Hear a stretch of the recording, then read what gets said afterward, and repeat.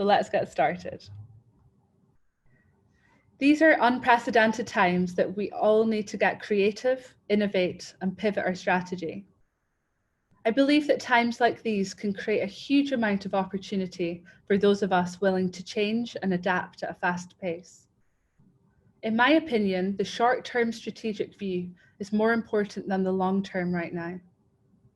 We need to be able to respond as businesses and individuals and try not to react to the situation around us. The content I'm going to cover today will focus on this, but I will use some of the feedback from this session to identify any areas you'd like me to dive a bit deeper into, and we'll deliver some more webinars over the coming weeks. If I'm not the right person to deliver on a specific topic, then I can get my business partner, Yukemi, or one of our associates to deliver so we can make sure we're adding value. You'll get a lot of information today, but I'll do my best to break it down for you as much as possible. We're going to cover what you can do to change your strategy, some of the tools that are available for you to use, and ideas on how to stand out. During the registration process, some of you answered the question for me, what was your biggest challenge? And I just wanted to comment on some of these throughout the webinar, and I'll pull a few just now. An astounding 98% of you said that your main challenge right now is coronavirus related. Another 90% of you on this call are from the oil and gas industry. So therefore, you're also being affected by a drop in oil price. Hopefully this helps you all know that we really are going through this together and all have similar challenges right now.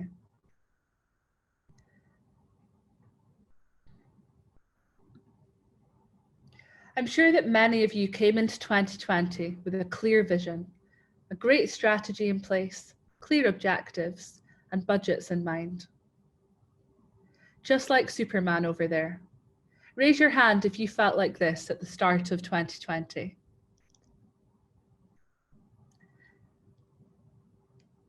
But 2020 isn't quite working out how we'd expected. Many of us now feel that we don't have visibility on what's going to happen this year. Fear and panic is well and truly starting to kick in. And I'm sure that many of you are feeling a bit stuck on what to do next. I'm not going to try and predict the future, don't worry, but I am going to share some insight with you and ideas on how you can take your sales strategy to the next level, even when times are tough and many of us are stuck working from home. So who am I and why should you listen to me for the next hour? My name is Sarah Downs and I'm the co-founding director of Doqaru, an Aberdeen-based management consultancy working mostly in the energy and technology sectors. I've been working with businesses of all shapes and sizes over the last 8 years to help create or reinvent their sales strategies. I've worked as a consultant through the oil and gas downturn and have supported many businesses to overcome challenges, innovate, diversify, and pivot their strategy. I've personally worked with almost 50 businesses during this time in different capacities. Before joining the world of business, I was a trauma nurse for 5 years. So I've been trained to work in a fast-changing environment, under extreme pressures, and with people at their most vulnerable times in life. And I'm now taking those lessons learned and transferable skills into business. I'm not a COVID-19 expert, but I am experienced in helping businesses when they've hit a brick wall. And I've worked with business owners, sales and BD professionals when they feel like giving up and hiding under the duvet. If that's you right now, then I'm really glad you're on this webinar. Let's get you ready with a plan of action. So why is now the time to act? It's quite simple in my opinion. The businesses that choose to respond to the current climate and change their strategy are much more likely to survive than those who don't. Your business setup and the sectors in which you work will also play a big part in this. We need to scale up as others scale down. If you do this, you can get ahead of your competition, add value to your customers, and use this push to re-energize your strategy. Even if you don't have a clear budget, you can double down on the time and energy you spend on this. There is so much that you can do for free, and we'll go over some of these later on in the presentation. As I said before, these times are unprecedented, but businesses, people, sectors, and entire nations have been through challenges before and have survived. We have advantages over many of the previous downturns and Great Depressions. We have technology. We are connected on a global scale, even with travel bans in place. The world has changed so much over the last decade. 10 years ago, a random kid called Ryan couldn't create a YouTube channel, which is now making him $26 million a year. It's crazy. If you don't know what I'm talking about, check out Ryan's Toys reviews. 10 years ago, a single man couldn't make over $30 million a year on podcasting, literally having conversations with people for a living. I'm talking about Joe Rogan. And 10 years ago, I couldn't have launched this webinar to my 6,500 strong LinkedIn following. And within a matter of days, have 90 of you signed up for this call. And this webinar is now an asset that our audiences can access and use ongoing. In a few months, thousands of companies in my marketplace may have listened to this. It's not a sales pitch or an overview of Doqaru services, but I'm still serving our network. I'm not telling you all to leave your jobs and become a YouTube star, but I'm trying to show you what's possible when you start investing in your brand.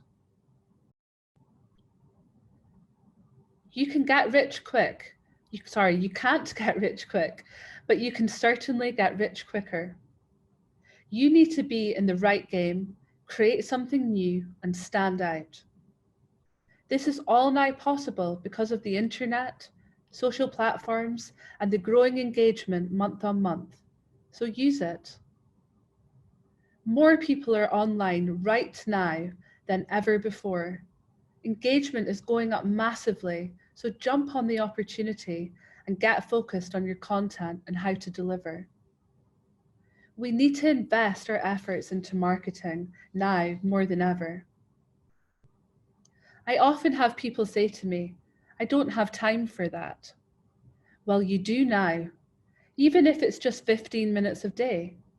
How much time are you currently saving on not commuting, traveling, eating out, shopping?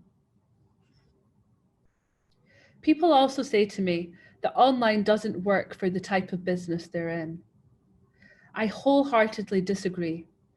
I believe that if you up your game on building both your personal and business brand online, that it can help you no matter which sector or business type you're in. And I get people saying, I don't know how to do it, or I'm a perfectionist and I'm not ready yet. You need to start now and get perfect later. Use this time to educate yourself with YouTube videos, articles, and online training. When I look back at what I used to post, I cringe, but it got me to where I am now. I'm sure you could say the same for many areas of your life. I'm not going to sit here and promise you that everything's going to be okay and there's some sort of magic pill to take. But I can tell you that if you choose to ride out the storm by just waiting to see what happens, then there's a good chance you won't. You need to take action and use every opportunity you can to survive. The fact that most of you are on this call in the first place shows me that you are ready to take action and you're investing your time and energy on this stuff already. I'm going to do a quick poll with you all.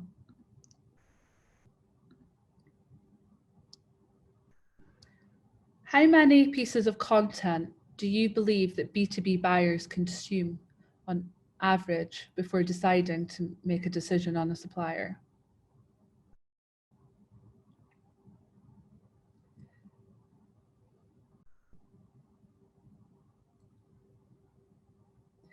Can you see the poll?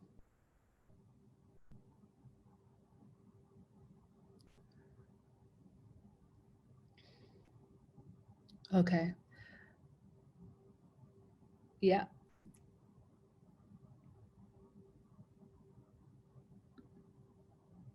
So the answer is 13. 13 pieces of content, which is broken down into an average of 8 supplier-created pieces and 5 from third parties. This content ranges from videos to blog posts, white papers, customer testimonials, software reviews, and analytical reports. If the answer is 13, then I can assure you it will be even higher right now because more and more people are online. So probably instead of aiming for 13, you should be aiming for 15 to 20.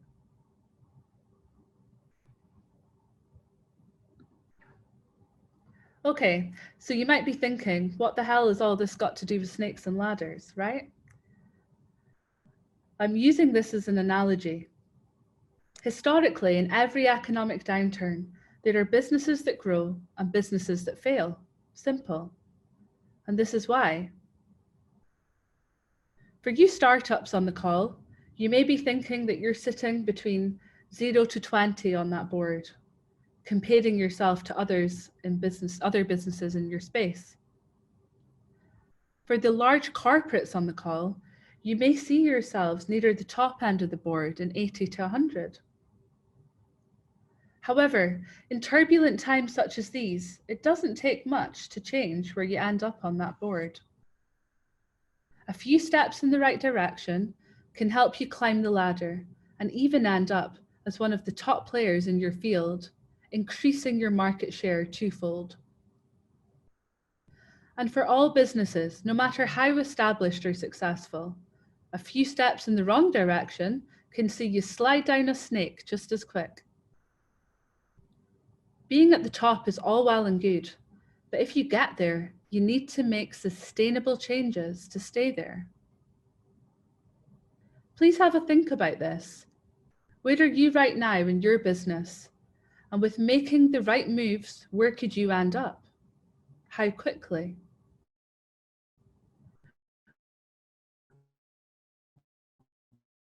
Where would you like to be on the board when all of this is over? All the businesses you're currently holding on a pedestal, whether that be a competitor or just others in your industry, try not to think of them as indestructible. I can assure you they're not. Just focus on staying in your own lane. Move in the direction for you. If you make the right moves, you never know where you might end up.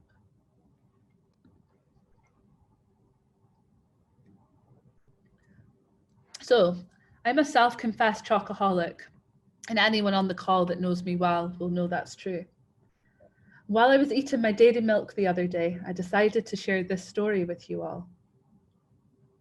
The story of Cadbury is truly inspirational. They are almost 200 years old as a business and have not only survived, but have grown through some of the most challenging times businesses have ever seen. Through continuous R&D and a huge focus on marketing, they have created one of the world's most well-known household brands. They even created the chocolate Easter egg, I just learned this morning. Cadbury have grown through 2 world wars, the Great Depression, financial crashes, industry downturns, and political uncertainty. During World War I, Cadbury spent time innovating and producing new products, many of which are still selling today, such as the Milk Tray collection. They also supported the army by using some of the factories to do the laundry for injured soldiers that were stuck in hospital. This had the factory workers dubbed with the nickname of the Cadbury Angels for many years. In 1919, they merged with Fry & Sons, creating well-known brands such as the Fry's Chocolate Cream and the Fry's Turkish Delight. Their continued growth and development saw products such as the Cadbury Flake, the Cream Egg, and the Crunchy launched, all of which are still on our shelves today. The Tin of Roses was created in 1938, which became a bestseller then, and it still is now, 82 years later. During World War II, parts of the factory were turned over to war work. The chocolate moulding department switched to making cases for aeroplane flares and a host of other things. Even though sugar and cocoa supplies were limited and their customers were dealing with food rations and low incomes, Cadbury doubled down on their marketing and kept advertising.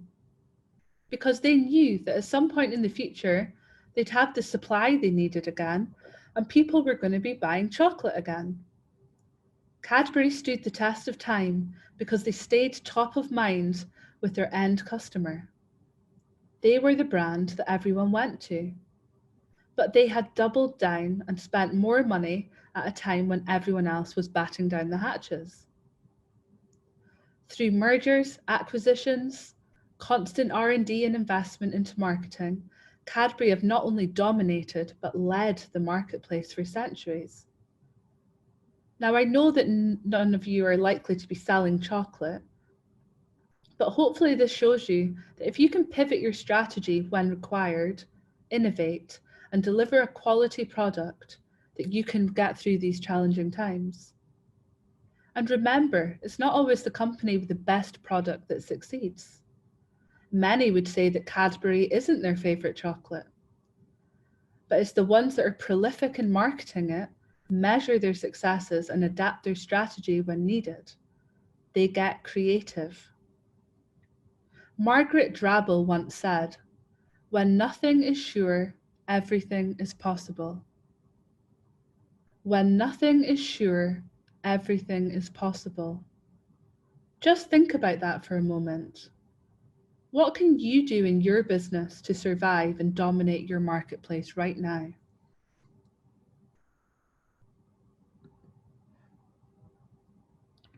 So how do we stand out with an online approach in mind? There is no better time to get in front of clients online, especially while most are working from home. This has created extra time in our day to spend networking, on our own education, and collaborating with others. There are more ways than ever to communicate how you can add value to your clients and spend time with them planning for future projects. Your buyers are looking for innovative solutions that give them a competitive advantage because they're struggling too. Your product or service could be exactly what they need right now. You just need to make sure that you're getting to them with the right message. I wanted to share a few of the comments that I'd had on the registration forms and then go over what I think is important and give some ideas on how you can change up your strategy. So many of you had commented in the event space. I don't know when they'll start again. This is how I usually fill my pipeline. We had a stand booked and budgets confirmed for these. What do we do? So I don't know when the events are going to kick off again or when the travel bans will change. But I do know that you don't need events to fill your pipeline. Many event organizers are redeveloping their own strategies as we speak, and many will start offering online alternatives. Those that already do are doing well. The EIC recently told me that their data stream is being used more now than ever. And what's stopping you creating your own event? Maybe a Meet the Supplier webinar that you could invite your clients and prospects to, or a virtual lunch and learn. Get them to grab a sandwich and a coffee in the comfort of their own home and tune in. We are all in the same boat, and many of our clients are feeling isolated and wanting to engage with people right now. They want to know from the marketplace has to help them set themselves apart from their own competition. They want to save money, become more efficient, build relationships, and make sure that they have future projects covered. If you already have budgets confirmed for events, maybe move those budgets into creating your online strategy and build a presence to support your prospecting efforts, not just for now, but forever. I truly believe that this forced change will create an impact on how we do business forever.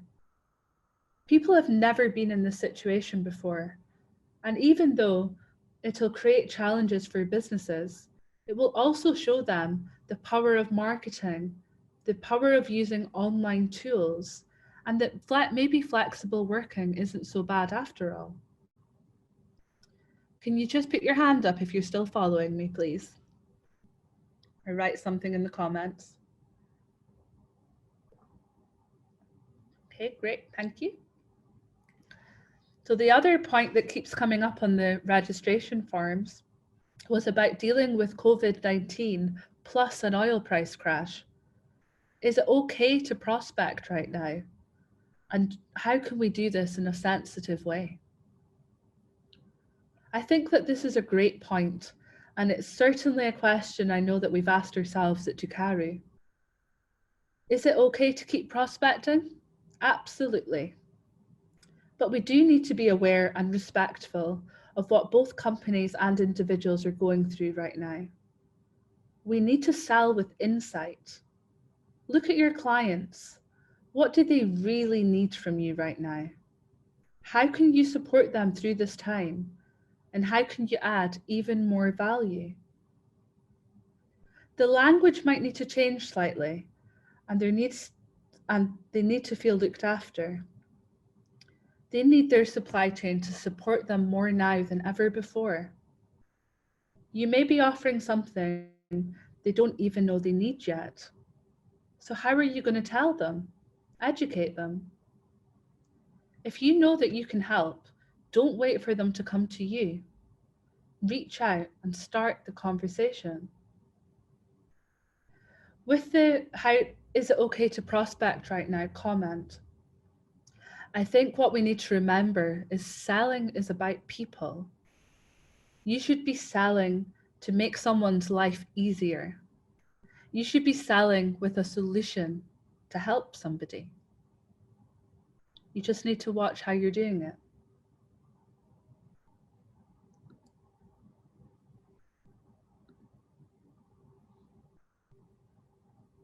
Oh, sorry. So what do I mean by insight selling? So according to studies cited in Forbes, 79% of business buyers say it's absolutely critical or very important that they interact with a salesperson who is a trusted advisor. Additionally, 94% of B2B decision makers reported looking for sales teams that demonstrate specific insight into their organization's struggles. Insight selling is the process of creating and winning sales opportunities and driving change with ideas that really matter. In other words, the salesperson needs to become a consultant that can help the customer navigate the purchasing decision.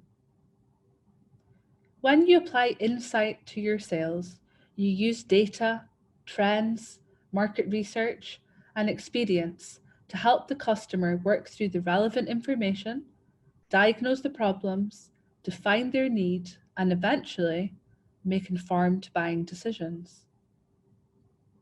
Sellers who make use of insights are not sitting around waiting for prospect customers to jump up and down and ask for help.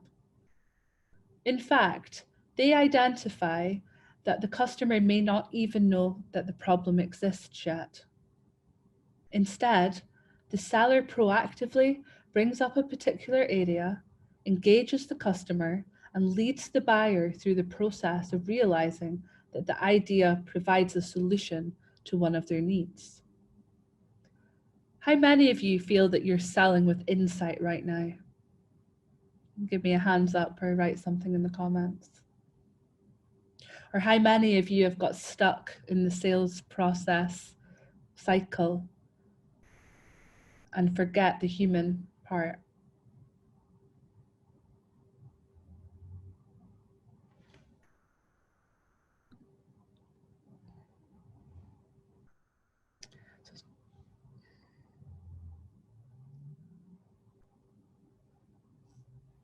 Thank you.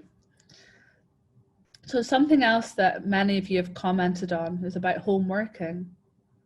Being reliant on video and voice calls rather than face-to-face meetings, which we're all experiencing right now, whether you're working from home yourself or office-based while everyone else is at home.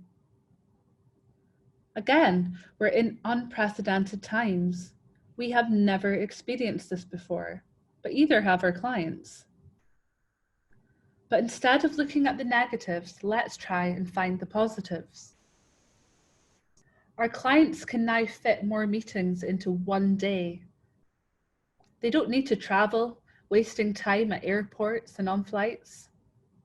If you can get to them, you're more likely to get their time right now. I'm already seeing a step change improvement in this from clients we're working with.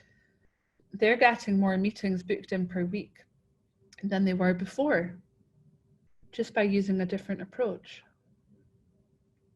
So what else should we be thinking about?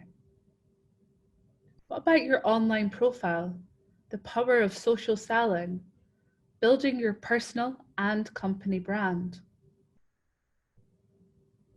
LinkedIn is a tool that I'm experienced in using, but often feel that training, even though good, can be quite generic and not industry specific enough.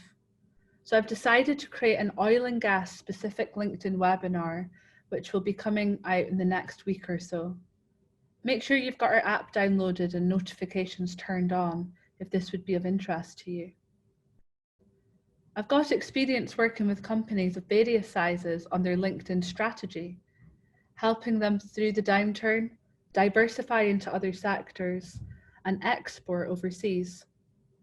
I'll pull on some of these case studies during that webinar to help you relate. If you were to choose only one social media platform to invest your time in right now, I would highly recommend LinkedIn, especially for those of you doing business in the corporate world. People often ask me whether they should pay for it or not. I think until you're using every feature well on the free version, it doesn't make sense throwing money at it. There's other social platforms out there, such as Facebook, Instagram, Twitter. But for those of you in the oil and gas sector, which many of you are on this call are, I think LinkedIn still trumps the rest, especially if you only have time or energy to engage one platform. What about thinking about taking a different approach? We spoke before about taking the tasks you usually do face-to-face online. I had a client last week talk to me, actually 2 clients last week talking to me about their operator lunch and learns being cancelled. So instead, we've set them up to deliver the content online and they've been rebooked. It's not that the companies don't want to know about the content, they just can't get 15 people in a room right now. They're probably getting more in the diary now than they usually would. And the delegates will likely be less distracted at home than working in an office. Another positive. You need to look for the gaps. What else could you offer? And how could you add more value to your clients? You need to get ahead of your competition. Take a different approach. Use this time as an opportunity. Scale up as they're holding back.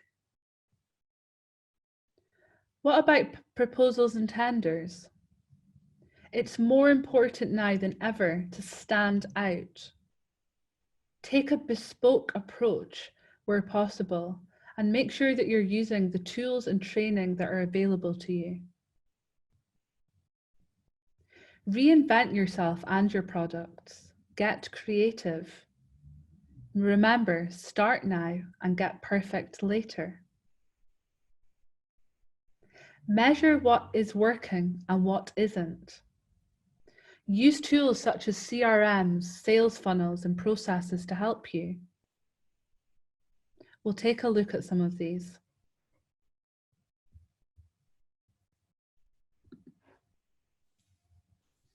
So let's look at some of the tools to help you while you look to strengthen your sales process, build your brand, and work from home. You'll see from this slide that there are many out there to choose from, and you'll probably recognize a few of the ones here. There are thousands, but I've shown some of the ones available that we've tried out, and most of these are great for entry level. Most also have free trials available. So let's start with CRM.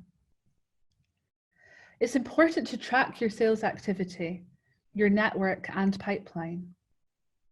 By using a CRM tool, you'll get more visibility on this.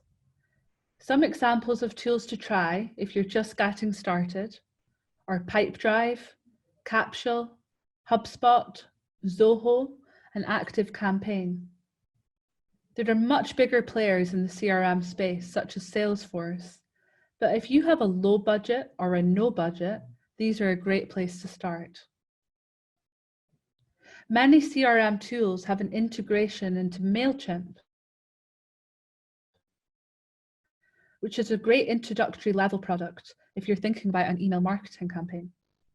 If you don't have a graphic designer, don't worry, you can still make your content look great. Try Canva for free to help you with graphics. You can even use it to create your LinkedIn banner or brand up some of your LinkedIn posts. What about proposals? Are you still creating proposals on Word and PowerPoint? If so, try out betterproposals.com to stand out from your competitors. We personally use this at Doqaru and have had great feedback. We've already gone through some of the social media platforms. If you're tight for time and would prefer to schedule posts to multiple platforms, try out Buffer or Hootsuite. And if you're struggling for content ideas, make sure that you set up Google Alerts. It will tell you live time about what's trending in your marketplace so that you can act fast and deliver content on the relevant topics quickly. If you wait until you see it in the newspaper, you've definitely missed the boat. Your website. Have a look at your website. Does it really say the right thing? When you're having all of these online conversations with people and they automatically hit your LinkedIn profile or your website, are they seeing what you're telling them? If not, try and get this sorted quickly. When creating content, you should absolutely be adding video into your strategy. It doesn't need to be a professional movie. You can literally record from your phone and then use tools such as rev.com to transcribe and add subtitles. Most of you on this webinar first connected with me after seeing my LinkedIn video. That gives you an idea of what you can do from a phone. We've spoken a lot about video conferencing and webinars, so I just wanted to go through some of the tools to help you. Many of you will already have Microsoft Teams or Skype for Business downloaded, which are great for team meetings or even one-to-ones. Zoom is also a great free tool to use if you don't have the latter. But if you're wanting to run training or webinars, Zoom's paid version, which we're on right now, Demio or GoToMeeting are a few that you could try out.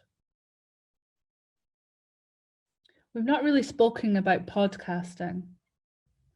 If you're thinking about setting up a podcast, then we can help you. There's a lot to think about when it comes to the software and equipment, but you can be set up and ready to go within a matter of days. I see this as a big gap in our industry, and therefore an opportunity for you guys. Visiting the podcast area in our app will show you quickly that there aren't many oil and gas podcasts on the go at all. I could do another webinar on this, so just let me know if you think that would be of interest to you. And what about team management tools?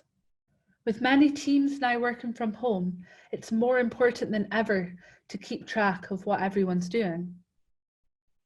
Chasing team members on email should really be a thing of the past. There are some fantastic tools out there to help you become more efficient or effective and get better visibility on the tasks being set, worked on, and completed by others in your organization. Our favorite tool is Monday.com, but there's also a few free versions available if you want to try them out, such as Trello and Asana. Lastly, there are some fantastic sales process enablement tools out there. There are a lot of options and detail to them. So I'm going to do another session on this and invite some speakers in from our recommended platforms to share more detailed information with you. So just again, make sure you've got our app downloaded and notifications turned on to hear about these other webinars. Another tool that people often forget about is other people's content. See what's working for them, learn from their experiences. You can check out my own articles if you'd like, which are all on my LinkedIn, but also in the blog section of both the app and the website. Once you're within our app, connect with the other people there. They're also adding regular content. Hopefully that gives you all plenty to get started with. I'm sure you'll have lots of notes, but now make sure that you go away and take action. As I said at the start, this webinar is fairly overview, but should still add value and give you a few things to think about.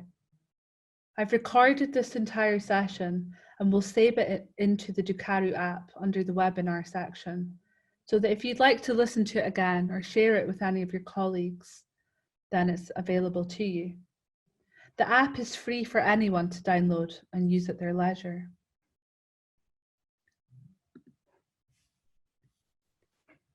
Here at Doqaru, we offer various services to support our clients.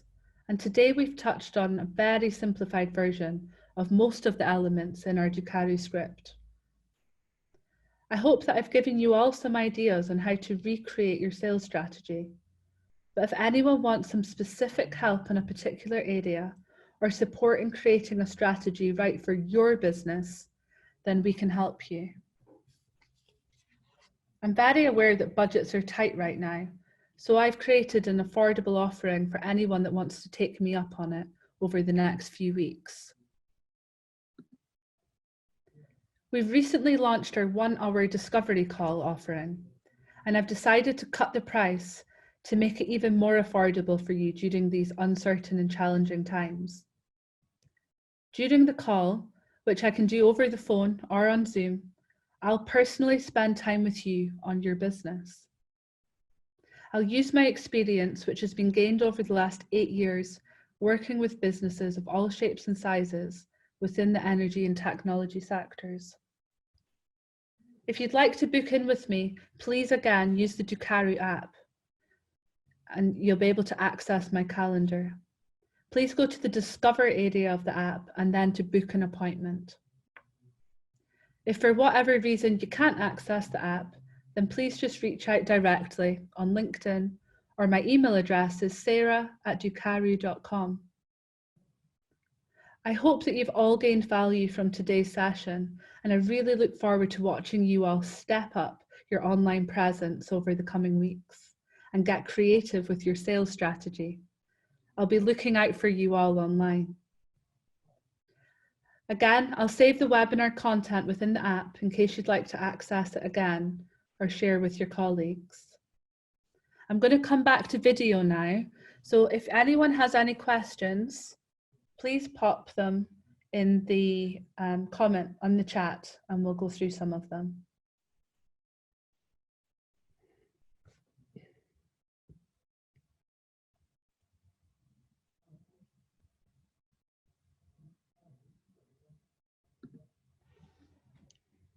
Hello again, everyone. So do we have any questions? If you just pop them in the group chat, then I can just monitor them. Oh, some of you are coming back on video as well. Hello.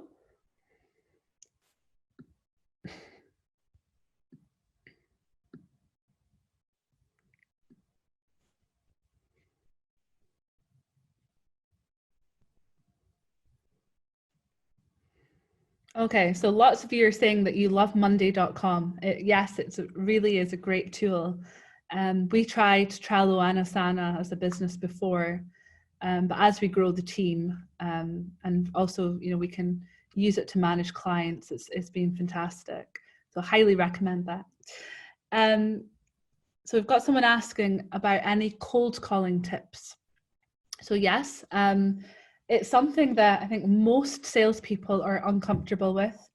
I did have statistics on this actually. There was a survey done, I think last year, that I'll need to look out. But for me, like I've done a lot of cold calling over the years and at different levels of organizations, from small companies through to, you know, the operators, EPCs, drilling contractors. And I always find out that, you know, the questions you ask are more important than what you say when you're cold calling or warm calling. I would always try not to cold call. I would always try and reach out to the client or prospect online first, so they at least know who you are and have an idea, you know, about what your offering is. But once you can get on those calls, I think asking open questions that, you know, they feel they have to answer, it also helps build a lot of rapport and relationship, is definitely what you need to do. And you know, the old style sales calls where, you know, people just start pitching at someone straight away, you know, that 60-second pitch, it just makes me cringe, because, you know, how do you feel if someone does that to you? So yeah, I would definitely try and reach out first. And also, I think what's really important is to respect that people are busy. So I usually say, you know, have you got time for this call right now? And if not, when can I phone you back at the start? And I think straight away people realize that you are, you know, respecting their time. You're respecting that, you know, they're not sitting there waiting for you to phone them. If you're connected online already, we'll do a little bit more of this in the LinkedIn webinar, but I would, you know, try and set up the call, even if it's you haven't spoken to the person before, and then usually they're waiting for it. So hopefully that helps. People saying great presentation. Thank you. Do you not find that MailChimp is old hat?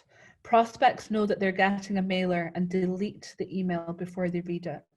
So yeah, there are a number of issues with LinkedIn and other MailChimp and other similar platforms. A lot of the spam filters won't let them through. Depending on how you've made the email look, it's going to look like a mailer.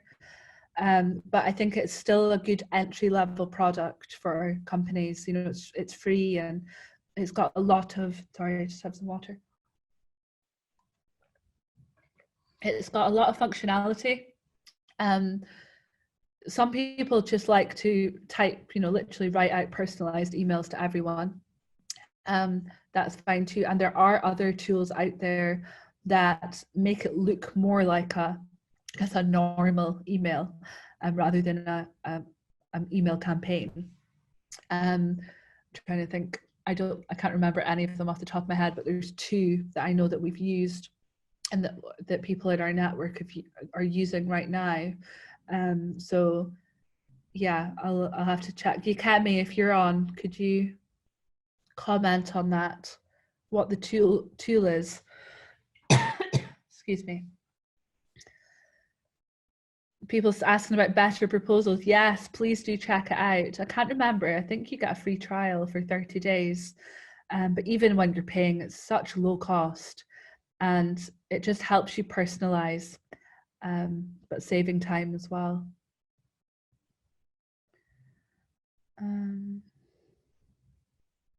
Campaign Monitor, Anne Farr is saying that she uses for email shots. Are you getting the same issues, Anne, with getting through spam filters with that one? Or do you find it's a bit better?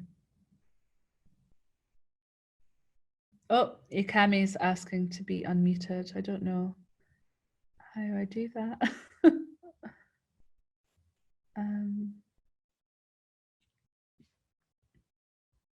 I'm trying to find you, Ikami, but there's still quite a lot of people on here. Right. Ikami, can you talk? Yes, hi. So this is So, my business partner, Ikami, for those of you that don't know her. hi everyone. Yeah, I'm not showing my video because it's a mess here. So on MailChimp, it's a great point, Martin. I think other mailer platforms have a similar problem with a lot of email providers taking it to junk or people just deleting them. What I find works is if your email marketing strategy is really around engaging your audience, so people know that they're going to get value when they get an email from you. You use things like storytelling. It's not all sell, sell, sell. I think the likelihood that your email gets opened is higher. And then there are little tips. For instance, if you have the word offer, discount, or marketing in any of your headlines or subject titles within your email, the chances that it will get put to spam or junk, because a lot of these companies program their spam filters to detect such words, and then that kind of takes it away. You find that emails that have mainly texts just perform better. If it's got a lot of pictures and heavy attachments, again, it's a bit of a signal for the spam filters to say, oh, this looks dodgy, there's quite a lot of attachments. Well, I hear you, it's a really good point. But I think there is a way to make email marketing work if people are expecting value and you kind of adhere to some of this, these tips around avoiding being identified as spam. I hope that. Thank you. You can tell that Ikami is the marketing guru and I am not. So I'm glad that you're on this call with me. As Martin said, I've been using old-fashioned snail mail, works much better. Yes, it probably does, Martin, but it's just the reach that you're managing to get. Depending on how active you are on LinkedIn, you're maybe building your database from there and prospecting and then pushing them into your CRM. Has anyone got any other questions? Just conscious we're at the sort of 1 hour mark now, so many of you will be needing to go on to next calls, etc.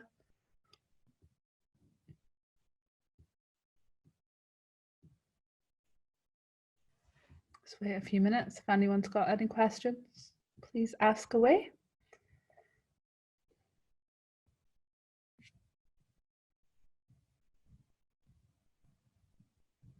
So what's a Trojan?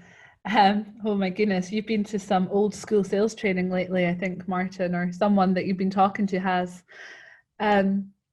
So a Trojan in sales is usually something fairly physical that you can send to a company to help them, well, really just to get in the door, get past the gatekeepers, as we call them.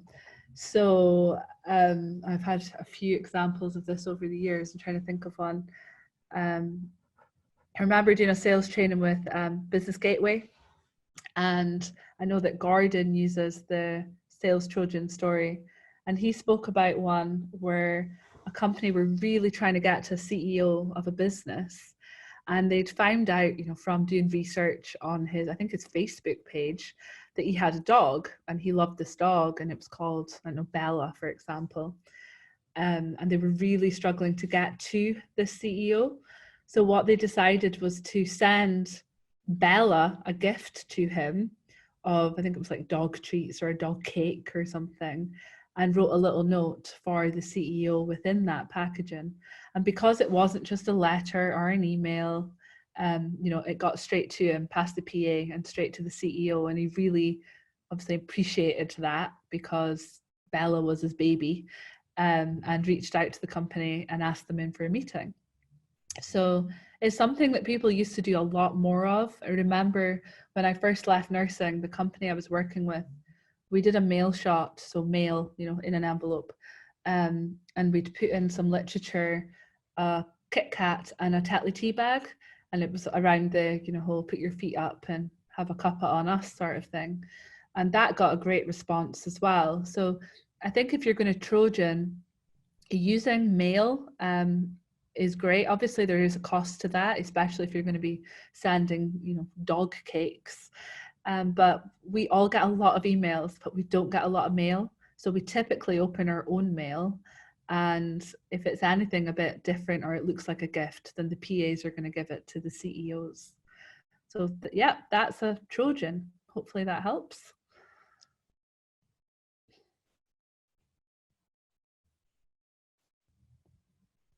Okay, I've just realized that you may not be thinking about this. You might not have meant that type of Trojan. I've just read Yukami's comment. Is a Trojan something different in marketing, Yukami?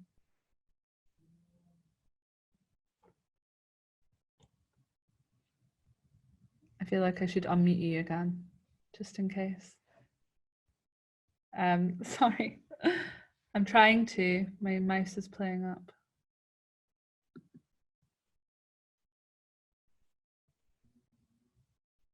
No, my mouse is not working. No, here we go.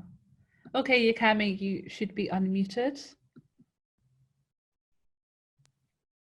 Okay, hi. No, you explained it correctly, Sarah. So Martin said how he uses snail mail. So I asked him, oh, do you use Trojans as well?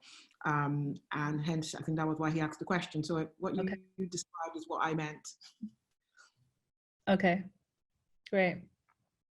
Okay, we've got time for like one last question, and then I think we should wrap up because I know everyone is busy and you're all needing to go away and get these new sales strategies worked out. So thank you to everyone for joining me on my very first webinar. I really hope that it's added value and given you some things to think about. Again, please make sure that you have our app downloaded. It's free. It's available for Apple and Android phones and iPads, I think. So please just get the app downloaded, turn on your notifications, make sure you all connect with each other in the app. There's over 200 people in there already from the industry. So once you've added a photograph, people will be able to see you and you'll be able to see other people in the networking area. And it's a bit like a mini LinkedIn. You have your bio, you have your photo, people can connect and send private messages. And you can also all post on the feed as well. So please make sure you're on there and engaging, helping each other out. There may be people sitting within our app right now that you could be doing business with. So take some time in there. And like I said before, that £99 discovery call is available for the next few weeks.